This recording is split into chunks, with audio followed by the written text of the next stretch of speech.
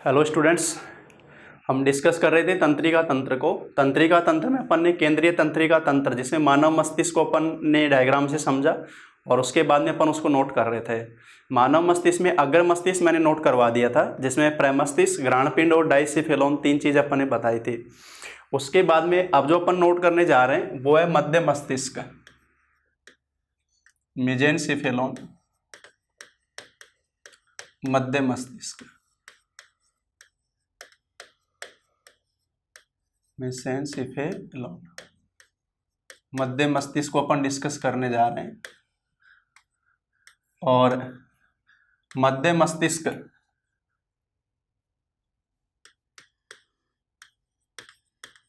मस्तिष्क के मध्य भाग में स्थित, इसलिए इसको ये नाम दिया जाता है, मस्तिष्क के मध्य भाग में स्थित। इसमें टोटल 4 दृष्टिपाली होती हैं। इसमें टोटल 4 दृष्टिपाली होती हैं,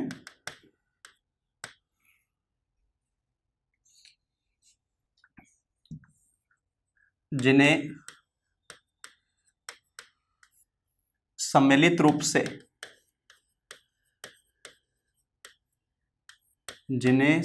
रूप से कार्पोरा, क्वाड्रिजेमिना, जिन्हें सम्मिलित रूप से कार्पोरा, क्वाड्रिजेमिना कहा जाता है।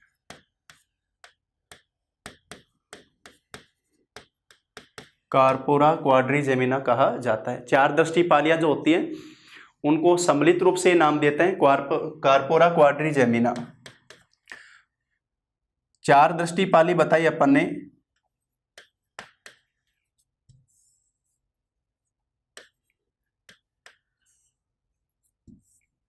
चार जो दृष्टिपाली हैं,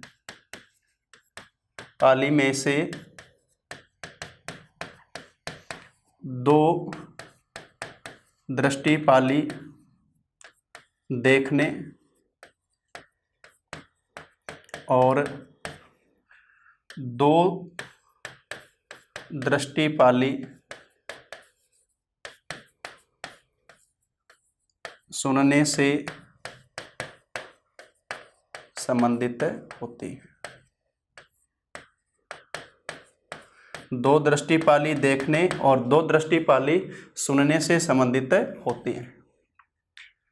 तो मध्य मस्तिष्क में केवल और केवल ये स्थिति है। तो मध्य मस्तिष्क के मध्य भाग में स्थित इसमें टोटल 4 दृष्टिपाली होती हैं, 2 जिनको सम्मिलित रूप से कार्पोरा, क्वाड्रिजेमिना कहते हैं। 2 दृष्टिपाली देखने और 2 दृष्टिपाली सुनने से संबंधित होती है। मध्य मस्तिष्क में केवल यही होता है। अब तीसरा जो है, जो अपन ने बताया पश्च मस्तिष्क, पश्च मस्तिष्क, रोम्बेनसिफेलोन, रोम्बेनसिफेलोन पश्च मस्तिष्क। और पश्च मस्तिष्क में, मस्तिष्क के पश्च भाग में 2 पार्ट हैं भाई। इसमें एक तो होता है अनुमस्तिष्क, पहले हम इसको डिस्कस कर रहे हैं। अनुमस्तिष्क, इसको बोला जाता है सेरेब्रम, अनुमस्तिष्क, सेरेब्रम। और ये मस्तिष्क के पश्च भाग में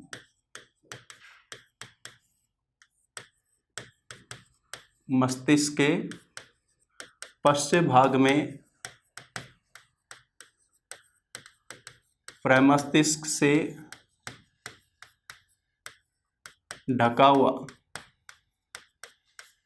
स्थित होता है।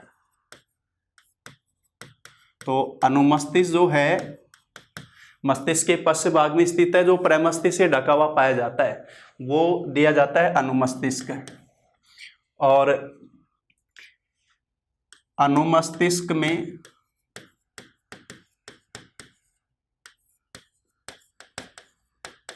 दो गोलार्ध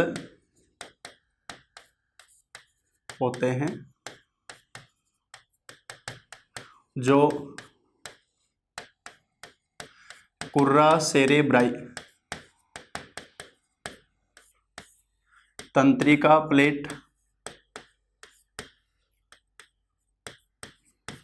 द्वारा परस्पर जुड़े होते हैं।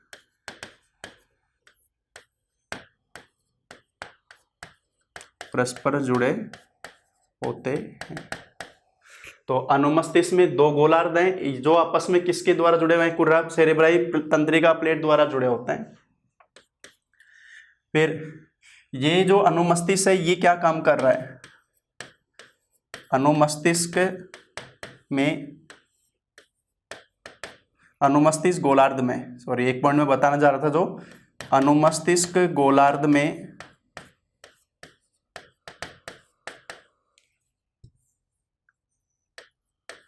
तंत्रिकाओं का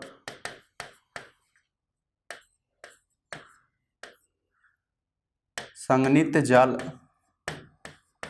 प्राणवृक्ष रचना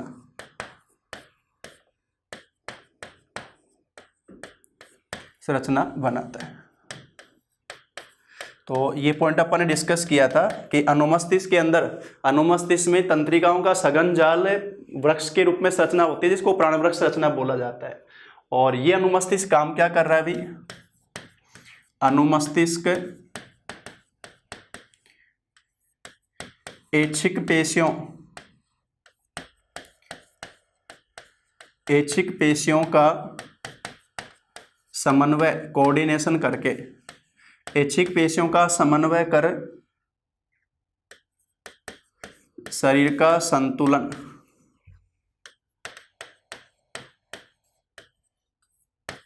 बनाने में, शरीर का संतुलन बनाने में सहायक है। तो अनुमस्तिष्क ऐच्छिक पेशियों का समन्वय कर शरीर का संतुलन बनाने में सहायक है। बॉडी पोस्चर, हम ये इसको इस तरह से भी याद रख लेंगे, अनुमस्तिष्क बॉडी पोस्चर बनाए रखने में सहायक है, बनाए रखने में सहायक है, ये स्थिति है। तो ये बताया अपन ने अनुमस्तिष्क के लिए कि अनुमस्तिष्क क्या क्या काम कर रहा है। और इसी में एक पॉइंट और नोट कर लेंगे कि अनुमस्तिष्क को सामान्य भाषा में क्या बोला जाता है भाई? छोटा दिमाग। अनुमस्तिष्क को छोटा दिमाग भी कहा जाता है, ये नाम भी इसको दिया जाता है। अनुमस्तिष्क को छोटा दिमाग भी कहा जाता है। इसके बाद में अब जो पॉइंट अपन डिस्कस करने जा रहे हैं, पश्च मस्तिष्क का दूसरा पार्ट, अनुमस्तिष्क के बाद में पश्च मस्तिष्क का दूसरा पार्ट है मेडुला ऑब्लांगेटा। मेडुला ऑब्लांगेटा, और ये बताया था अपन ने मस्तिष्क का अंतिम पतला भाग, मस्तिष्क का अंतिम पतला भाग, उसको नाम दिया जाता है मेडुला ऑब्लांगेटा। ये मस्तिष्क का अंतिम पतला भाग है और इसका काम क्या है भाई?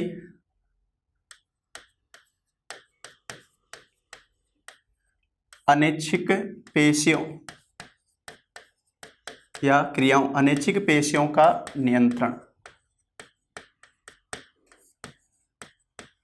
ये अनैच्छिक पेशियों का नियंत्रण करता है। जैसे एग्जाम्पल के रूप में अगर अपन लें, हृदय धड़कन,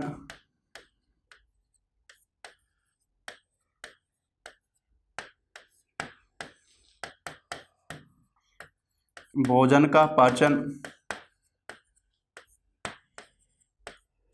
श्वास क्रिया, ब्रीथिंग प्रोसेस, श्वास क्रिया आदि। ये कुछ एग्जाम्पल अगर अपन लें तो ऐच्छिक पेशियों का नियंत्रण करता है परामस्तिष्क, शरीर का संतुलन करता है अनुमस्तिष्क, और अनैच्छिक पेशियों का नियंत्रण कौन करता है भाई? Medulla oblongata. और इसी आधार पे अपन ने एक पॉइंट बताया था, इसे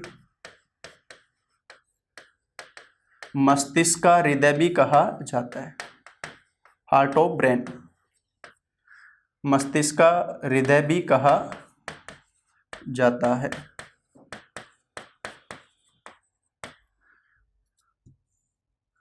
इसे मस्तिष्क का हृदय भी कहा जाता है, हार्ट ऑफ ब्रेन, ये इसको बोलते हैं। क्यों बोला था? मैंने बताया था आपको कि भाई जब अपन विश्राम में रहते हैं तो और सारी क्रियाएं रुक रही हैं, लेकिन अनैच्छिक पेशियों का काम चालू है, और अनैच्छिक पेशियों का काम चालू तो मेडुला ऑब्लांगेटा भी लगातार काम कर रहा है। तो ये मस्तिष्क का ऐसा पार्ट है जो लगातार काम करता है। उसी आधार पर अपन, अब शरीर में लगातार काम करने वाला अपन क्या बोलते हैं? हार्ट। तो अपने ब्रेन का हार्ट कौन हो गया भी? Medulla oblongata. इसी में पश्च मस्तिष्क में तीसरा पॉइंट जो बताने जा रहा हूं, पोन्स वेरोलाई, ये पूरा नाम जनरली पोन्स लिखा होता है, पोन्स वेरोलाई। मैंने एक तंत्रिका प्लेट बताई कार्पस कैलोसम, दोनों प्रमस्तिष्क गोलार्ध को जोड़ना। दूसरी तंत्रिका प्लेट बताई मैंने कुर्रा सेरेब्राई, अनुमस्तिष्क गोलार्ध को जोड़ना, और मध्य मस्तिष्क के ऊपर स्थित होती है जो प्रमस्तिष्क के साथ जुड़ती है। तीसरी पोन्स वेरोलाई, मेडुला ऑब्लांगेटा को मध्य मस्तिष्क से जोड़ना, से जोड़ने वाली तंत्रिका प्लेट। मेडुला ऑब्लांगेटा को मध्य मस्तिष्क से जो तंत्रिका प्लेट जोड़ती है उसका नाम है पोन्स वेरोलाई। और इसमें बताया मैंने, इसमें न्यूमोटॉक्सिक सेंटर होता है, इसमें न्यूमोटॉक्सिक सेंटर होता है जो तेज स्वातन क्रिया, जो तेज स्वातन क्रिया का संचालन करता है।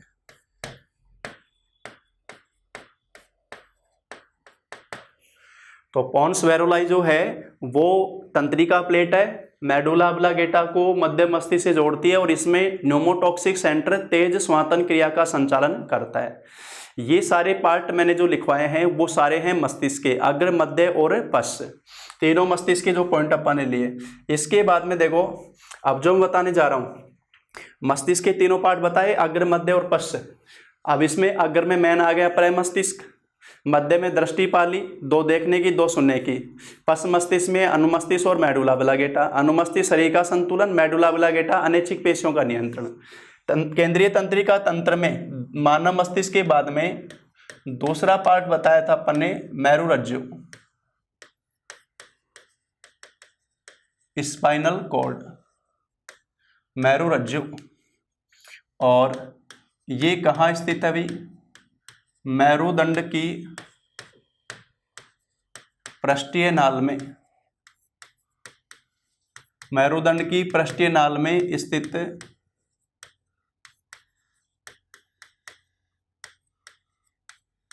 धागेनुमा संरचना।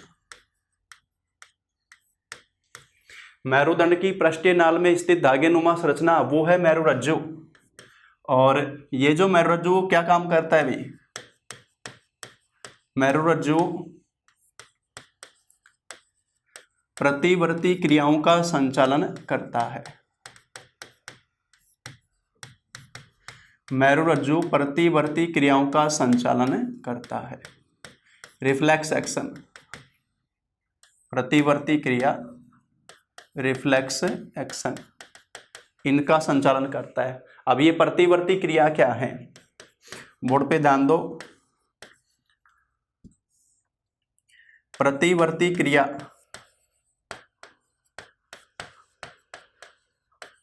आकस्मिक संवेदनाओं आकस्मिक संवेदनाओं, जिसमें अपन नाम ले सकते हैं दर्द, स्पर्श, ताप। आकस्मिक संवेदनाओं के प्रति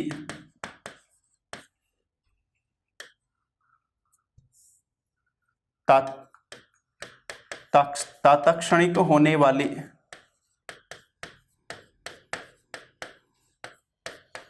अनुक्रिया है।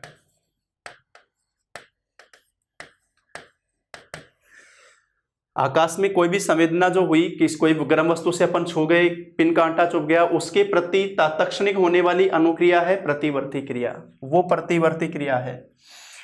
और इन प्रतिवर्ती क्रियाओं के बारे में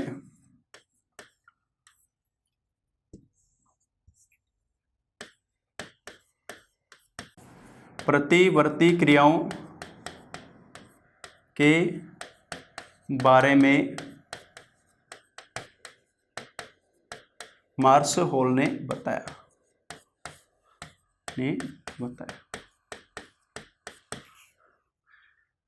इनको बारे में जो बताया था उस वैज्ञानिक का नाम था मार्स होल। और ये प्रतिवर्ती क्रिया दो प्रकार से बताई जाती है, ये पॉइंट समझना एक बार। प्रतिवर्ती क्रिया जो प्रकार से बोलते हैं इनको भाई,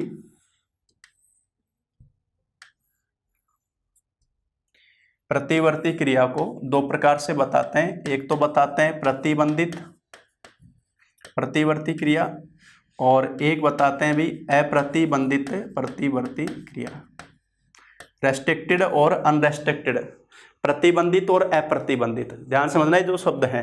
प्रतिबंधित का मतलब वो है जिनमें अभ्यास की आवश्यकता होती है, जन्मजात नहीं होती।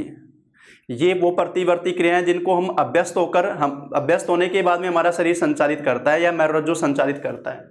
तो पहली चीज तो ये कि प्रतिबंधित प्रतिवर्ती क्रिया जन्मजात नहीं होती है,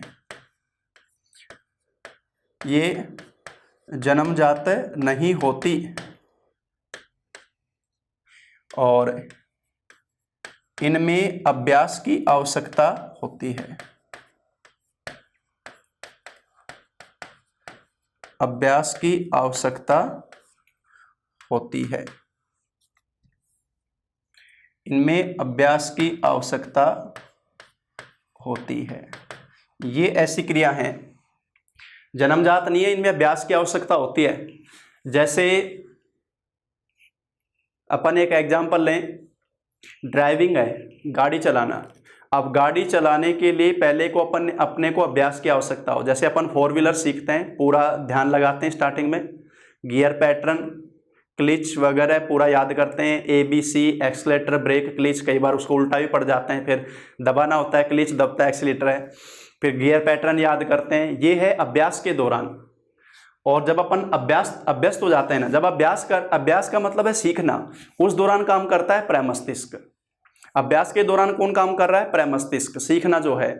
और जब अपन अभ्यस्त हो जाते हैं उसके बाद में देखो, एक अपन ने प्रॉपर 4 व्हीलर चला रहे हैं अच्छे से, उसके दौरान फिर अपन फोन पे जैसे बात कर रहे हैं या साथ में जो बैठा अपना साथी उससे बात कर रहे हैं, अपन गाड़ी चला रहे हैं साथ में बात कर रहे हैं। क्यों? अब गाड़ी चलाने का कंट्रोल कौन कर रहा है? मेरुरज्जु। बात कर रहे हैं वो काम कौन कर रहा है? प्रमस्तिष्क।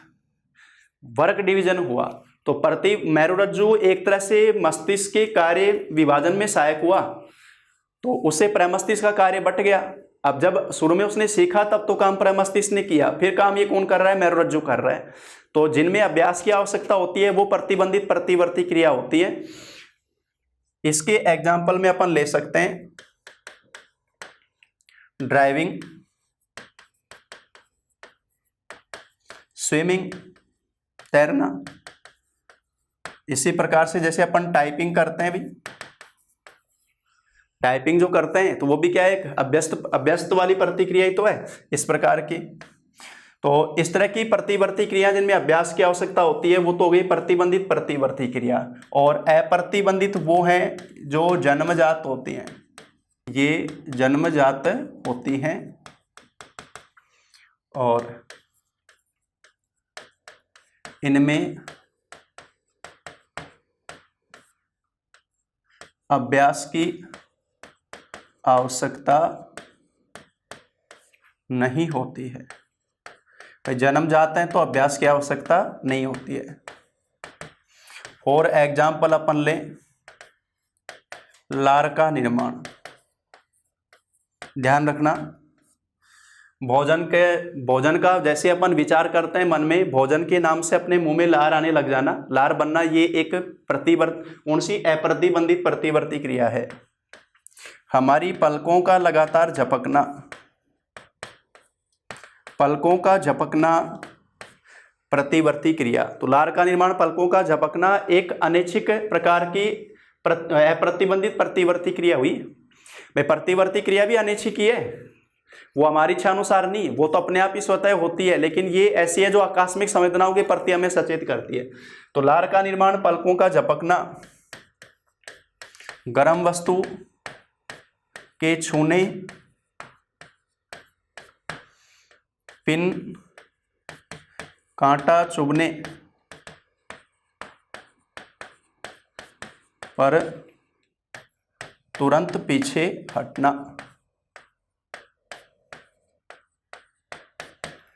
इसी तरह से देखो, छींक आना, छींक आना, खांसी आना, ये भी प्रतिवर्ती क्रिया में आएगा। तो छींक आना, हाँ कई तो बोल रहे होंगे सर छींक तो तब आती है जब हमारे को कोई याद करता है। कोई याद नहीं करता तुम्हें, घर वाले तो वैसे ही परेशान है कि कहीं लग जाए तो बढ़िया है, इनको ब्याह कराएं, को आगा को सोचा कुछ जुगाड़ साथ घर बसाओ को, तो वो कोई याद नहीं करता तुम्हें। ठीक है, पढ़ाई करो मस्ती से, कुछ बनो, उसके बाद में कोई याद करेगा तुम्हारे को। तो छींक आना भी कौन सी क्रिया बताओगे? अप्रतिबंधित प्रतिवर्ती क्रिया बताओगे। तो प्रतिवर्ती क्रिया को मैंने दो प्रकार से बताया, प्रतिबंधित और अप्रतिबंधित। इस प्रतिबंधित के बारे में तो आप पढ़ते भी हो साइकोलॉजी में, पावलोव कुत्ते की पूंछ वगैरह जो पढ़ते हैं अपन, तो वो प्रतिबंधित प्रतिवर्ती क्रियाओं को पावलोव ने सिद्ध किया था, ध्यान रखना, जो अपन पढ़ते हैं साइकोलॉजी में। और ये प्रतिबंधित वर्ती क्रिया, तो प्रतिबंधित यानी जिनमें अभ्यास की आवश्यकता होती है, जन्मजात नहीं होती, इनमें अभ्यास की आवश्यकता नहीं होती है, जन्मजात होती है। ये कुछ एग्जाम्पल अपन ने बताए। तो हमने अभी केंद्रीय तंत्रिका तंत्र कंप्लीट किया है, जिसमें अपन ने मस्तिष्क और मज्जा दोनों को डिस्कस किया। अब जो अपन डिस्कस करने जा रहे हैं इसके बाद में, वो डिस्कस करने जा रहे हैं परिधीय तंत्रिका तंत्र।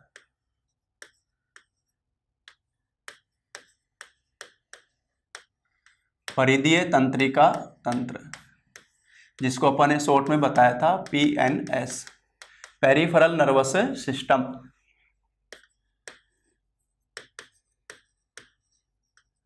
पेरिफेरल नर्वस सिस्टम, परिधीय तंत्रिका तंत्र। और परिधीय तंत्रिका तंत्र अपन ने बताया था कि हमारी ज्ञानेंद्रियां जो परिधीय भाग में मौजूद हैं, उनसे संवेदनाओं को ग्रहण कर तंत्रिकाओं द्वारा ले जाया जाता है CNS में, केंद्रीय तंत्रिका तंत्र में। और CNS उनके प्रति जो अनुक्रिया दर्शाता है वो वापस तंत्रिकाओं के द्वारा दी जाती है मांसपेशियों में। तो ये तंत्रिकाएं अपने परिधीय भाग में मौजूद हैं, जो परिधीय तंत्रिका तंत्र बनाती हैं। तो परिधीय तंत्रिका तंत्र में जो पहला पॉइंट मैं लिख रहा हूं ये है भाई, तंत्रिकाओं से निर्मित जो परिधीय भाग में पाई जाती है। परिधीय हो गया बाहरी भाग, परिधीय भाग में पाई जाती है।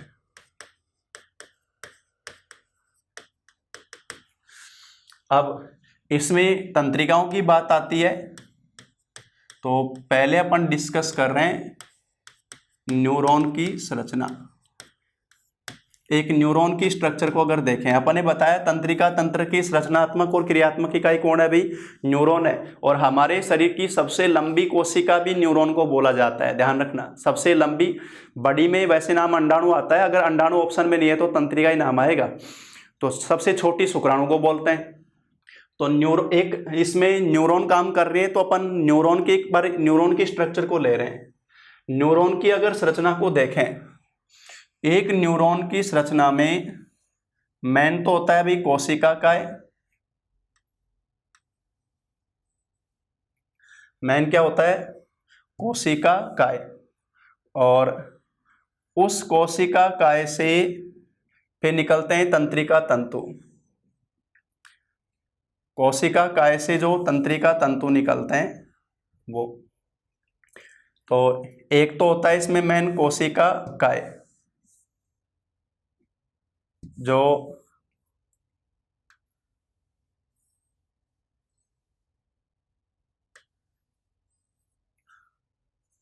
चलो कोई नहीं, ये कोशिका काय जो बताते हैं।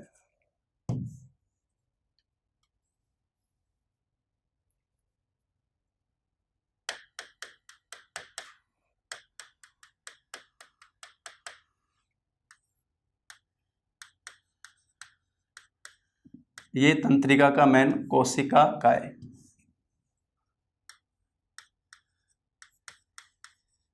साइटोन, कोशिका काय। और इस कोशिका काय में, कोशिका काय पर दो प्रकार के तंतु पाए जाते हैं। एक तंतु तो जो इसके ऊपर सीधे जुड़े तो वो होते हैं शाखित प्रकार के, पतले शाखित प्रकार के असंख्य तंतु जो पाए जाते हैं। और ये जो पतले शाखित तंतु पाए जाते हैं ना इसके ऊपर, इन तंतुओं को नाम दिया जाता है द्रुमाश्म। क्या नाम लिखा है मैंने? द्रुमाश्म। इंग्लिश में बोलते हैं डेंड्रोइड, डेंड्रोइड से द्रुमाश्म। ये तो पतले और शाखित होते हैं। और एक जो इस कोशिका का ऐसे पीछे की ओर लंबा एक ही तंतु निकलता है जो कि अशाखित हुआ। ये तो पतले लंबे शाखित हैं द्रुमाश्म जो कोशिका काय पे सीधे जुड़े हैं। और एक पीछे की ओर से लंबा तंतु अशाखित तंतु निकलता है, क्योंकि ये तंतु एक ही निकलता है, ये तंतु है ना वो एक ही निकलता है पीछे की ओर, और इसको नाम दिया जाता है तंत्रिकाक्ष। क्या नाम दे रहे हैं भाई? तंत्रिकाक्ष एक्सोन। तो मेन तो कोशिका काय और उसपे दो प्रकार के तंतु बता रहे हैं अपन। एक तो पतले शाखित असंख्य द्रुमाश्म जो कोशिका काय पे सीधे जुड़े होते हैं, और एक लंबा अशाखित तंतु जो पीछे की ओर निकलता है उसको नाम देते हैं तंत्रिकाक्ष।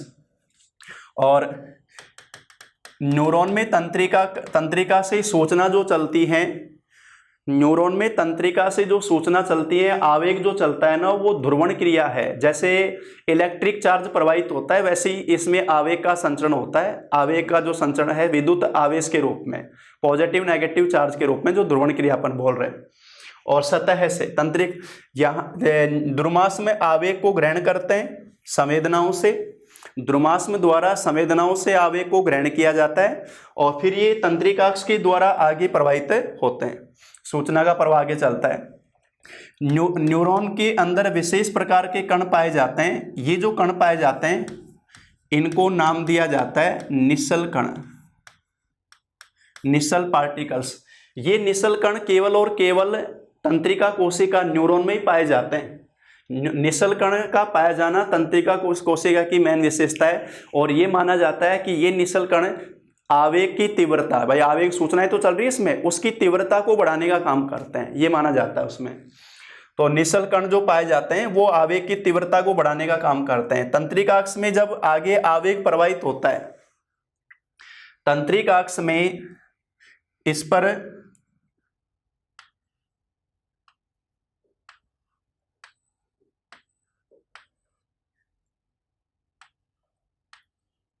वसीय परत पाई जाती है जो कि विद्युतरोधी परत है। और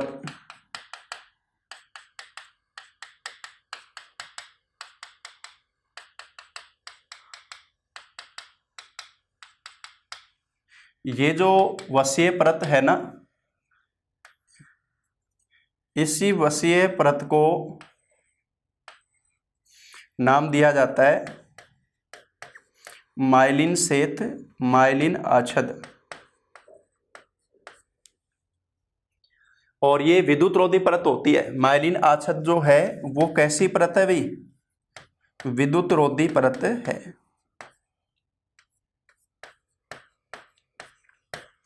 और ये जो बोलते हैं ये जो इंटरनोड हो गए पर्व संधि, रेंडियर के इंटरनोड बोले जाते हैं ये।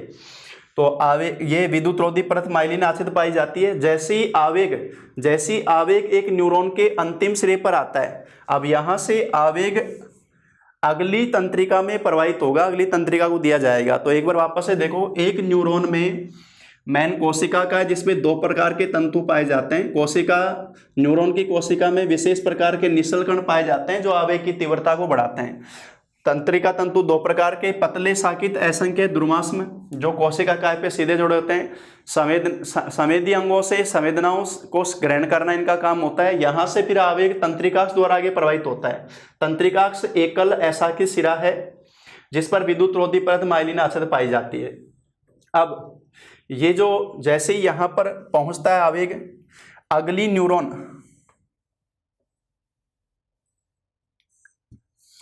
न्यूरॉन कोशिका के द्रुमास्म यहां से आवेग को ग्रहण करेंगे, यहां से आवेग को ग्रहण करेंगे।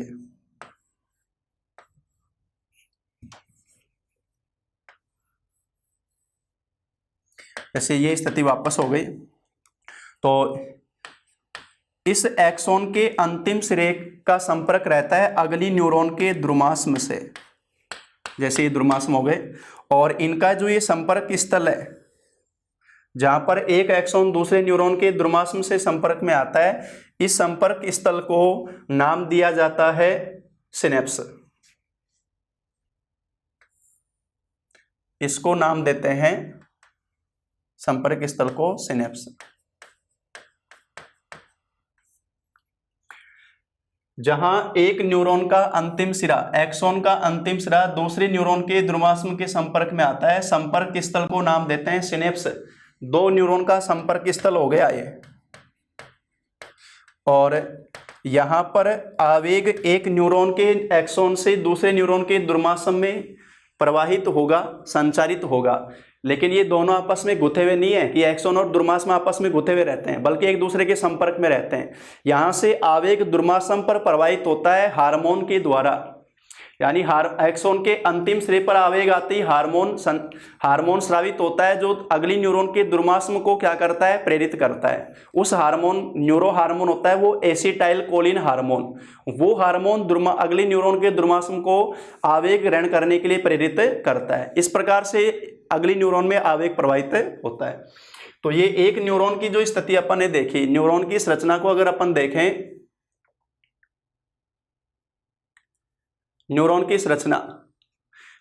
संरचना को देखें तो एक न्यूरॉन में मुख्य कोशिका काय है जिसपे दो प्रकार के तंत्रिका तंतु हैं, एक तो पतले साकित द्रुमास्म और फिर एक लंबा असाकित एक्सोन तंत्रिकाक्ष।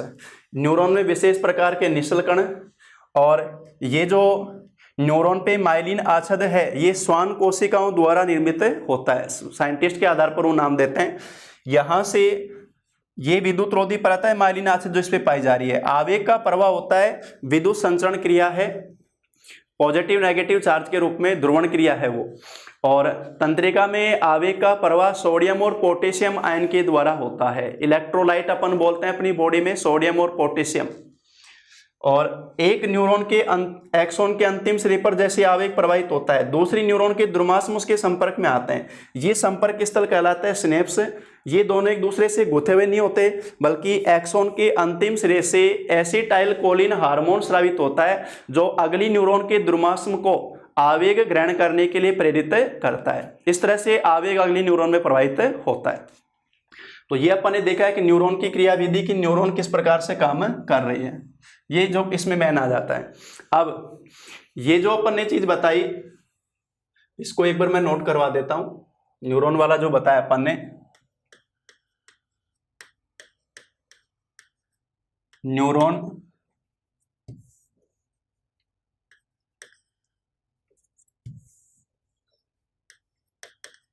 शरीर की सबसे लंबी कोशिका है। न्यूरॉन शरीर की सबसे लंबी कोशिका है। एक न्यूरॉन में मुख्यतः कोशिका काय, एक न्यूरॉन में मुख्यतः कोशिका काय होती है जिस पर निम्न दो प्रकार के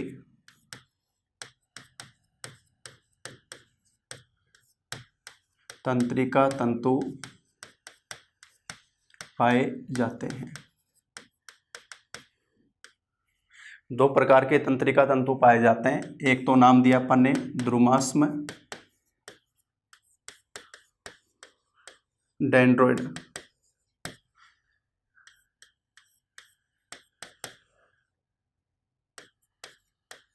पतले शाखित असंख्य, और इनका काम है हमारे संवेदी अंगों यानी ज्ञानेंद्रियों से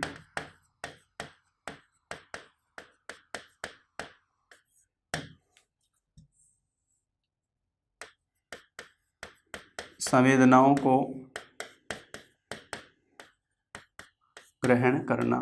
ये इनका काम है, ज्ञानेंद्रियों से संवेदनाओं को ग्रहण करना। ये द्रुमास्म का काम है, ये कोशिका काय पे सीधे जुड़े होते हैं। और दूसरा बताया अपन ने तंत्रिकाक्ष, एक्सोन, तंत्रिकाकाश। ये एकल मोटा अशाखित तंत्रिका तंतु, एकल मोटा अशाखित तंत्रिका तंतु आवेग को कोशिका काय से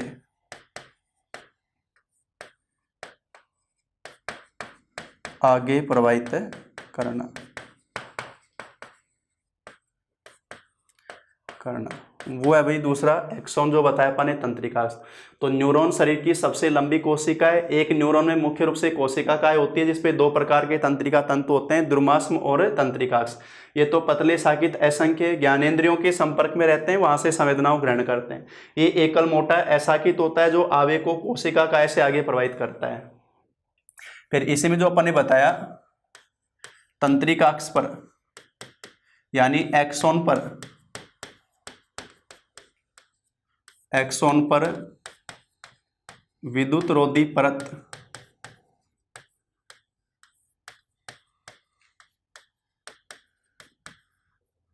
माइलिन आच्छाद पाई जाती है। एक्सोन पर विद्युत रोधी परत माइलिन आच्छाद पाई जाती है। इसी में जो पॉइंट मैंने बताया, माइलिन आच्छाद पाई जाती है, विद्युत रोधी परत है। एक्सोन के अंतिम सिरे, अच्छा यहां जो मैं बताना चाह रहा हूं पहले लिख रहा हूं मैं सिनेप्स। ये अपन ने बताया था सिनेप्स, जो बताया था अपन ने दो न्यूरॉन का संपर्क स्थल, दो न्यूरॉन का संपर्क स्थल, उसको नाम दिया जाता है सिनेप्स। दो न्यूरॉन का संपर्क स्थल जहां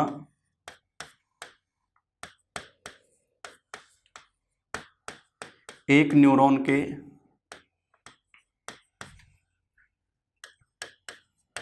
एक्सोन से अगली न्यूरॉन, एक न्यूरॉन का जो एक्सोन समाप्त होगा ना, अगली न्यूरॉन के द्रुमासम पर आवेग स्थानांतरित होता है। आवेग स्थानांतरित होता है, वो बोला जाता है भाई सिनेप्स। एक न्यूरॉन के एक्सॉन से अगली न्यूरॉन के ध्रुमासम पर आवेग स्थानांतरित होता है, उसको अपन सिनेप्स कहते हैं। सिनेप्स में ये जो आवेग स्थानांतरण है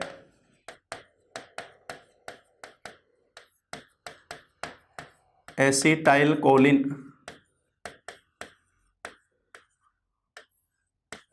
हार्मोन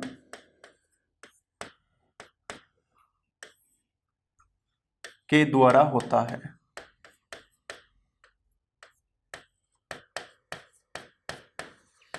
सिनेप्स में आवेग स्थानांतरण एसिटाइल कोलिन हार्मोन के द्वारा होता है।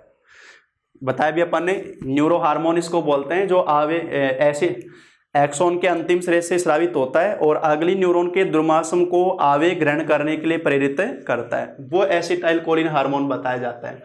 तो एक न्यूरॉन के लिए जो अपन ने बताया कि एक न्यूरॉन में मुख्य रूप से कोशिका काय होती है, ये न्यूरॉन शरीर की सबसे लंबी कोशिका है। इस पे दो प्रकार के तंतु होते हैं, ध्रुमासम और तंत्रिकाक्ष। और तंत्रिकाक्ष पर विद्युत रोधी परत माइलिन आच्छाद। सिनेप्स दो न्यूरॉन का संपर्क स्थल, जहां एक न्यूरॉन के एक्सॉन से दूसरे न्यूरॉन के ध्रुमासम पर आवेग स्थानांतरित होता है एसिटाइल कोलिन हार्मोन के द्वारा। और एक पॉइंट जो यहां पर नोट करेंगे कि न्यूरॉन में विशेष प्रकार के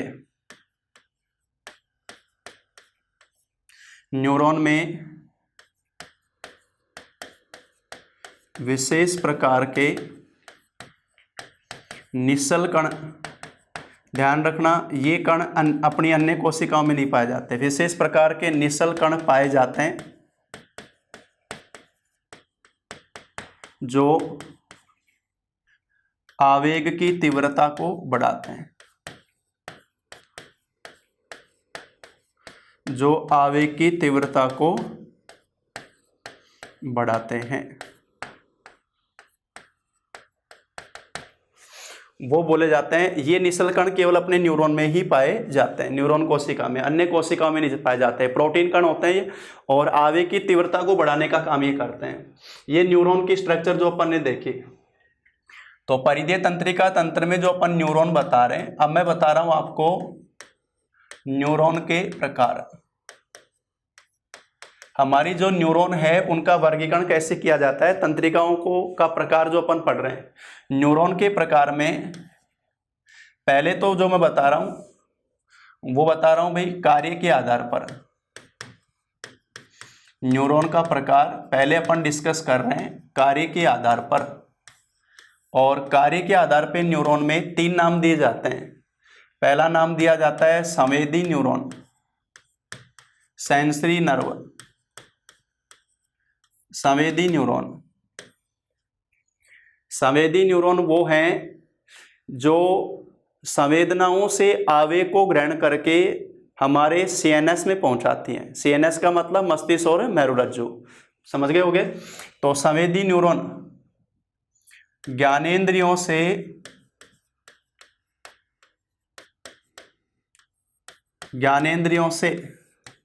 संवेदनाओं को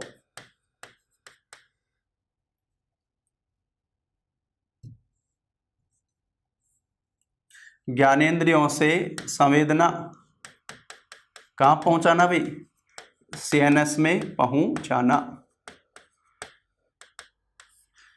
हमारे ज्ञानेंद्रियों से संवेदनाओं को सीएनएस में ले जाना, वो काम किसका है, संवेदी तंत्रिकाओं का काम है। नंबर 2, यानी ज्ञानेंद्रिय का मतलब अपने आंख, नाक, कान, जीभ, त्वचा। जैसे क्या हमने देखा उसका प्रतिबिंब आके रेटिना पर बना, यहाँ से ऑप्टिक नर्व दरक तंत्रिका द्वारा वो सूचना गई प्रमस्तिष्क में, वहाँ वस्तु का सीधा प्रतिबिंब निर्धारित हुआ, और फिर उस प्रतिबिंब के अनुसार हम क्या अनुक्रिया करेंगे, वो काम है अगली तंत्रिका। तो संवेदी तंत्रिका तो है, जैसे प्रतिबिंब की सूचना मस्तिष्क तक लेके गई, अब मस्तिष्क किस में आता है, सीएनएस में। नंबर 2 नाम देते हैं प्रेरक neuron, motive nerve, motor nerve. और जैसा नाम से है प्रेरित करना, इसका काम क्या है, सीएनएस से जो भी संवेदना गई उस संवेदना के प्रति जो अनुक्रिया हुई सीएनएस द्वारा जो अनुक्रिया निर्धारित हुई उस अनुक्रिया को आवेग के रूप में, अनुक्रिया को आवेग के रूप में वापस लाना, और वापस किस में लाना, कई बोल रहे हैं ज्ञानेंद्रियों में, ज्ञानेंद्रियों में अब नहीं लाएंगे वापस, तुम ये मत देखो इधर से इधर ले गए तो वापस इधर ही ला रहे हैं, वापस लाई जाती है मसल्स में, मांसपेशियों में,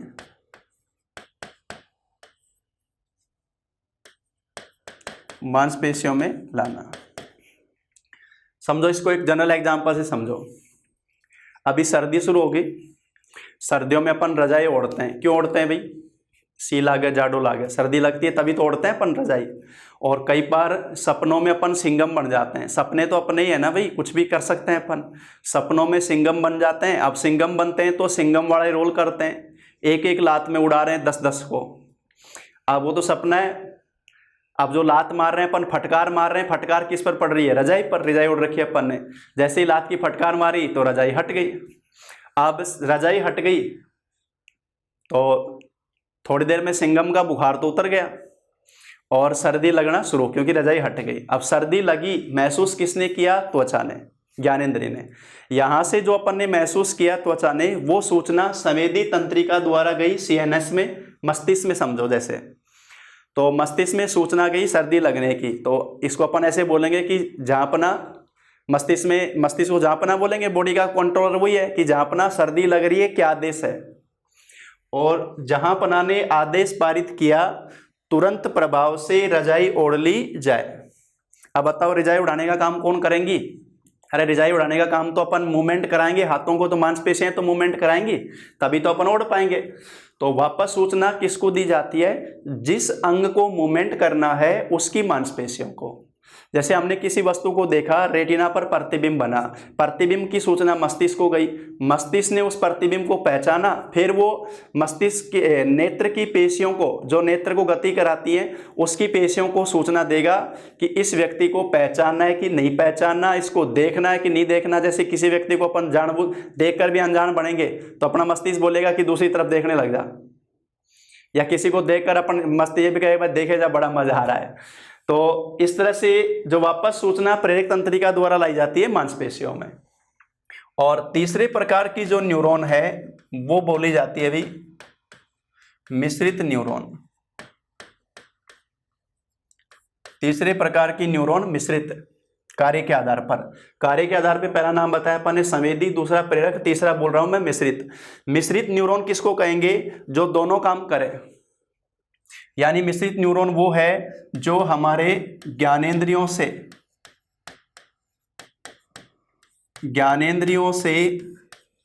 संवेदना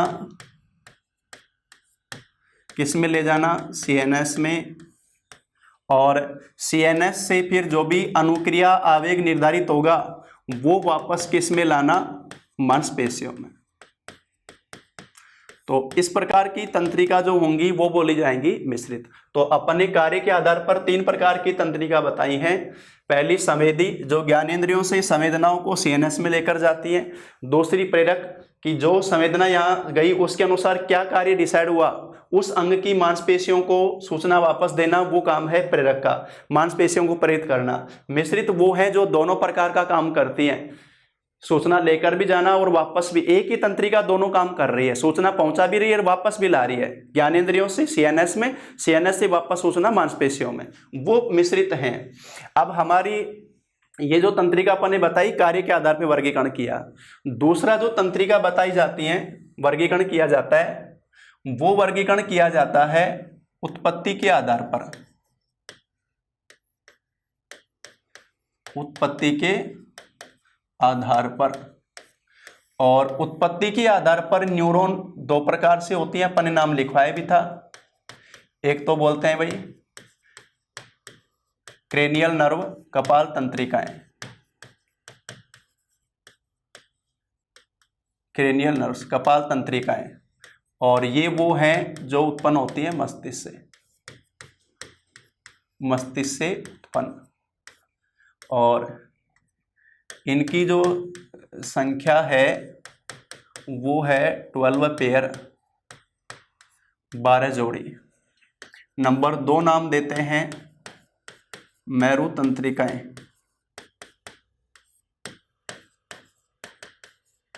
स्पाइनल नर्व्स, मेरु तंत्रिकाएं ये वो हैं जो कहाँ से उत्पन्न होती हैं भाई, मेरुरज्जु से उत्पन्न,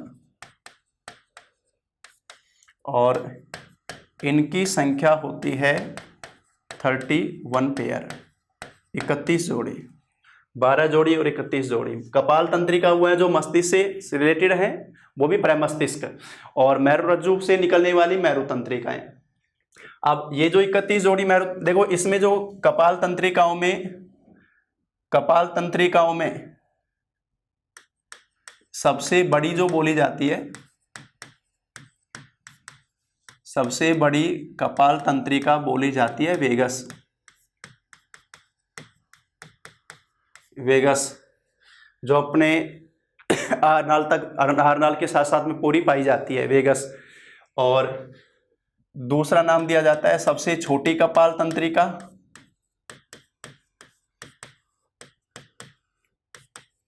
वो है भाई अपचालक। तो वेगस तो है न्यूरोगैस्ट्रिक,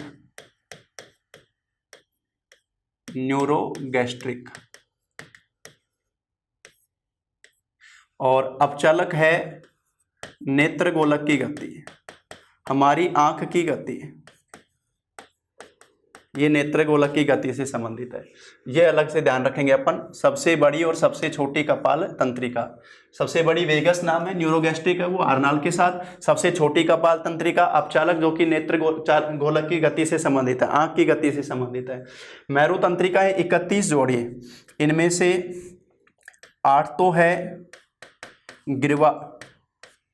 ग्रीवा तंत्रिका जिनको बोलते हैं सर्वाइकल।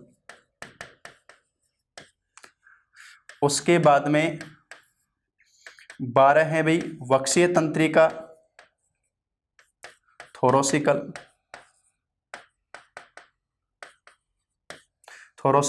12 जो वक्षीय होती हैं। उसके बाद में 5 हैं कटी अपन बोलते हैं कमर, कटी है भाई लंबर, 5 कटी। और अपन ने बताया इसमें से 8 तो हैं ग्रीवा कशेरुक, 12 बताया अपन ने वक्षीय कशेरुक, 5 हैं लंबर कटी और 5 है सेक्रल। ये पेयर में है 8 जोड़ी, 12 जोड़ी, 5 जोड़ी, 5 जोड़ी सेक्रल, और एक जोड़ी जो लास्ट होता है देखो 12, 8, 20, 5, 25, 5, 30 और 1, 31, ये होता है कॉक्सिक, उच्च कशेरुक वाला जो आता है कॉक्सिक। तो इस तरह से ये टोटल 31 जोड़ी होती हैं। 8 जोड़ी ग्रीवा सर्वाइकल, 12 जोड़ी थोरोसिकल वक्षीय, 5 लंबर वाली कटी कमर जो बोलते हैं, 5 उसके नीचे वाला भाग अनुत्रिक जो बोलते हैं सेक्रल, और ये त्रिक और अनुत्रिक जो आ गया 1 कॉक्सिक, ये 1 पेयर जो होती हैं। तो ये 31 जोड़ी होती है अपनी कौन सी भाई मेरु तंत्रिकाएं। आप ध्यान रखना कार्य के आधार पे अपन ने बताया संवेदी, प्रेरक और मिश्रित, और उत्पत्ति के आधार पे बताया कपाल और मेरु तंत्रिकाएं। अब इनमें से जो कपाल तंत्रिकाएं हैं ना, वो तो कार्य के आधार पे तीनों प्रकार की होती हैं। कपाल तंत्रिका संवेदी भी है, प्रेरक भी है और मिश्रित भी हैं। तो ये पॉइंट नोट करेंगे अपन कि कपाल तंत्रिकाएं संवेदी, प्रेरक व मिश्रित प्रकार की होती हैं। और दूसरा पॉइंट, मेरु तंत्रिकाएं केवल मिश्रित प्रकार की होती हैं। तो प्रतिवर्ती क्रियाओं का संचालन करने वाली मेरु तंत्रिकाएं मिश्रित प्रकार की होती हैं, और इसीलिए प्रतिवर्ती क्रिया का संचालन तेजी से हो पाता है। तो कपाल तंत्रिकाएं तो कार्य के आधार पे तीनों प्रकार की हैं, मेरु तंत्रिकाएं कार्य के आधार पे किस प्रकार की हैं भाई, मिश्रित प्रकार की होती हैं। तो ये जो अपन ने डिस्कशन किया दोनों, एक तो डिस्कशन किया अपन ने किसको, एक जो डिस्कशन किया वो तो अपन ने डिस्कस किया केंद्रीय तंत्रिका तंत्र, और दूसरा डिस्कस किया अपन ने परिधीय तंत्रिका तंत्र, जिसमें अपन ने न्यूरॉन की संरचना और फिर न्यूरॉन का उत्पत्ति और कार्य के आधार पर वर्गीकरण, ये चीज़ अपन ने डिस्कस की। इसमें तीसरा बच गया अपने पास में स्वायत्त तंत्रिका तंत्र, वो अपन डिस्कस करेंगे कल।